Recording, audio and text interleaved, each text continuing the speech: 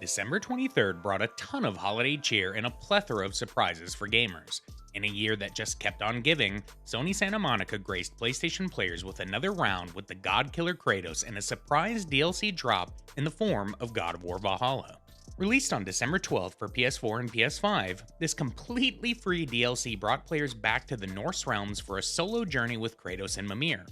God of War Ragnarok was an impressive successor to 2018's series refresh that tightened what made God of War exceptional and brought a suite of changes to gameplay and combat. God of War Valhalla takes that silky smooth combat system and drops Kratos in one of the most engaging experiences of 2023. In a game mode that feels like a no-brainer and a spiritual successor to the Niflheim Mists, Valhalla brings the roguelike genre to God of War. Valhalla succeeds in the many ways that God of War 2018 and Ragnarok did by doubling down on the emotional backstory of Kratos that seeks to merge the history of one of PlayStation's most iconic characters in one of the best drops of the year.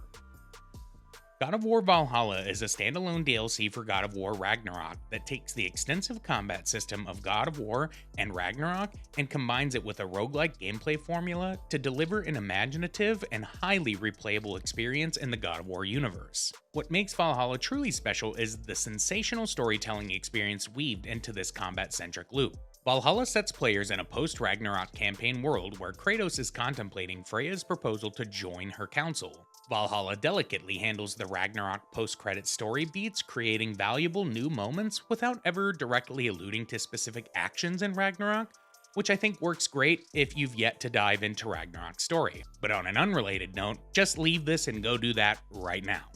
Kratos arrives on the blackened shores of Valhalla after receiving a mysterious invitation. Partnered only with Mimir, Valhalla guides players through one of Kratos' most introspective journeys to date. The gates of Valhalla only open to the worthy, and much like what God of War's story has taught us thus far, we are rarely worthy alone.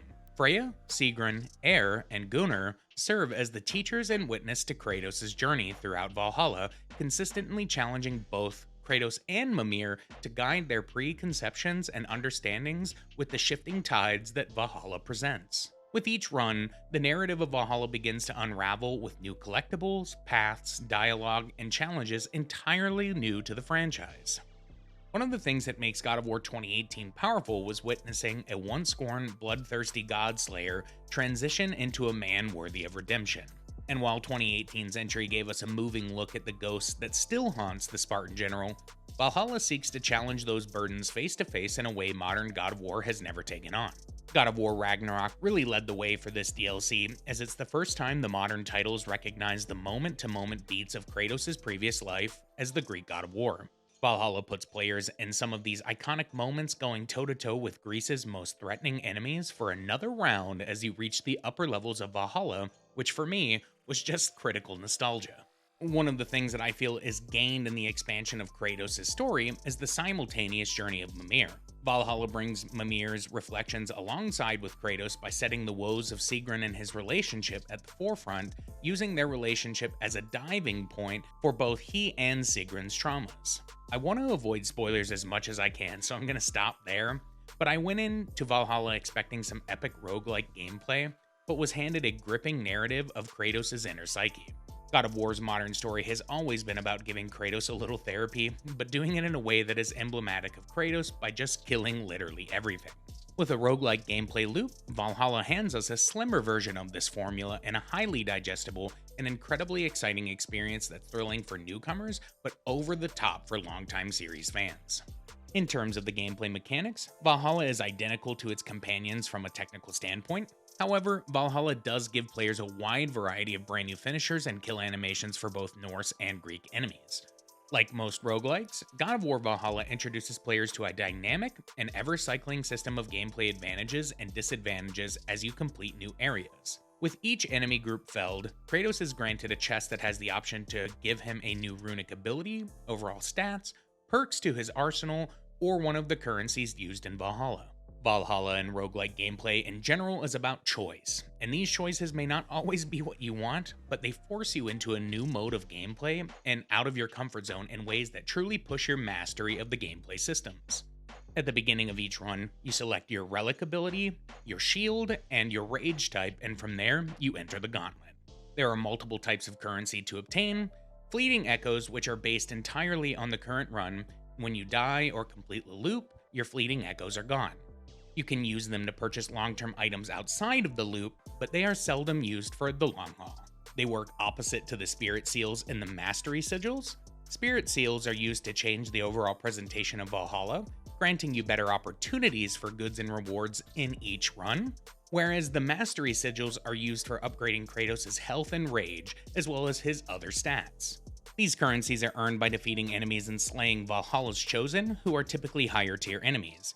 You can also gain them by breaking pots and opening minor chests in each sanctuary site.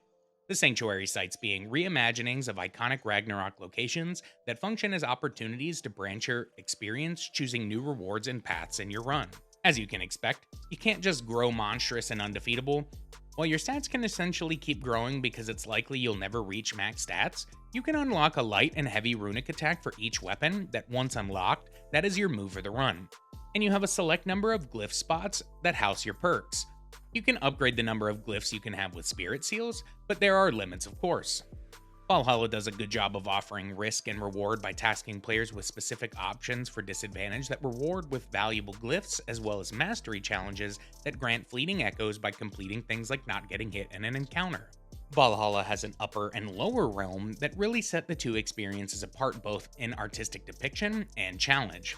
After slaying out through the lower realms and beating Valhalla's Chosen, Kratos faces off with a Nordic mini-boss who acts as the segue to Upper Valhalla and the Greek theater. Upper Valhalla's enemies, while not inherently harder, function on a time-based system that get increasingly more difficult the longer you spin with each encounter. The going can get pretty tough, but the rewards are substantial if you press on. Valhalla is truly a refined experience in just about every way. With a deep story as the backdrop to the wildly entertaining combat loop, roguelike works so well in God of War. Valhalla is as challenging as you want it to be, and for me, on Give Me Prowess difficulty, some of the basic enemy combos were more punishing than any boss I experienced. There's something about Valhalla that just makes me want to keep coming back, even after rolling credits and collecting all the trophies. And I think that's the sign of something special here. God of War has never existed without larger-than-life set pieces and high-stakes soundtracks that complement the Norse and Greek epics alike. Valhalla is no exception to this understanding. Bear McCreary returns, bringing a compelling new score to the backdrop of Valhalla's experience with refreshed music of 2018 and Ragnarok's best tracks, but also does the absolute most by bringing the epic Greek choral numbers back that scored the backdrop of the original series. All of this is complemented with the amazing voice cast returning to dazzle with yet another narrative. There's something so iconic about each character, and their chemistry as a cast is so natural, it makes even the smallest moments like Air recanting a story feel vibrant. Christopher Judge's demanding yet elegant delivery swings from the apathetic to pensive masterfully, and yet another stellar performance as Kratos. Alistair Duncan's performance as Mimir just elucidates the rich chemistry he and Judge have, as is reflective in their phenomenal performances together in Valhalla. The Valhalla package is just the real deal. Banger on banger tracks met with Ragnarok's beautiful visuals. The new finishers and kills are as gruesome as ever, and seeing some of Greek's greatest baddies get snapped in half is satisfying in every way, and a great glow up that many original fans really wanted to see.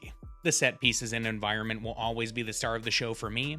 The reimagined sanctuary sites are beautiful, but seeing the sky split by the judges of the underworld is a nostalgia trip and a visual feast.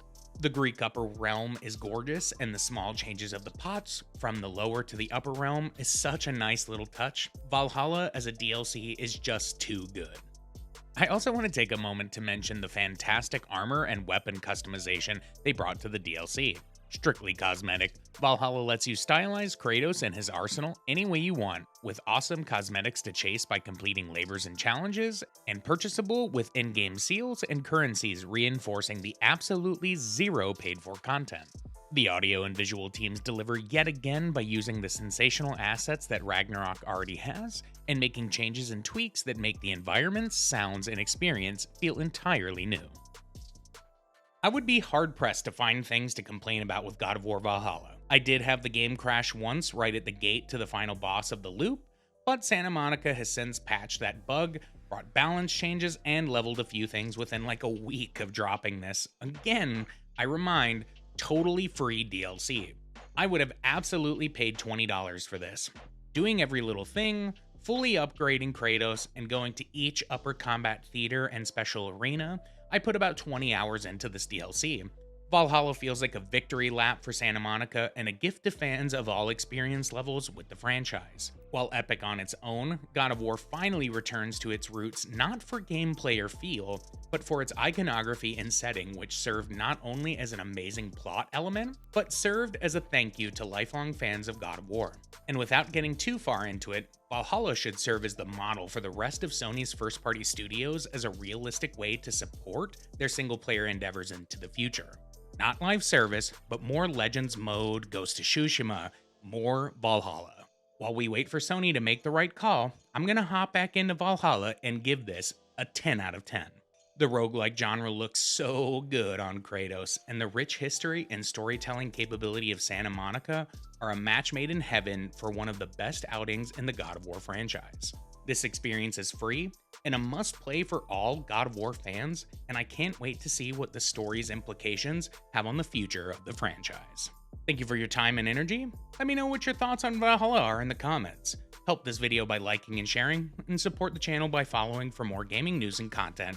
Until next time, my friends,